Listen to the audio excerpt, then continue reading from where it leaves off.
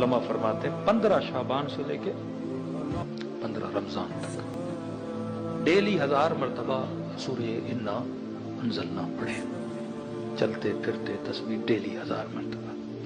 एक मोमिन ने हमें इसी साल बताया कि मौलाना मैंने इस नीयत से पढ़ा कि मैं अपने वालिद को बरज़ख में देखूं। कहते मैंने देखा सारा अहवाल मेरे वालिद ने बताया। अपनी बरज़ख भी बंदा देखना चाहे कि मेरी मौत कैसी होगी, वो भी तबर्रुक लेके आओ तो ये मत सोचो कि बहुत महंगा तबर्रुक लेके आओ। जहन में ये सोचो कि मौला बस कुछ नहीं कर सका। वक्त लेके आओ, ये मत सोचो कि तुमने 4 घंटे लगाए हैं कमर्शियली। ये सोचो मौला कुछ भी नहीं दे सका। एक बात कह के, हालांकि मैं खुद रो पड़ा सुन के, मगर एक बात कह के मैं मजलिस की तरफ आगे बढ़ूंगा। हम लोग नजफ से करबला के रास्ते में चल रहे थे। अचानक हमने देखा कि एक 8 साल की बच्ची एक टिश्यू पेपर लेके और जवारों के बीच में टिश्यू, अरबी ज़बान बोलता था, उससे इंग्लिश में कहा कि इस बच्ची से पूछे कि इसकी क्या ज़रूरत है।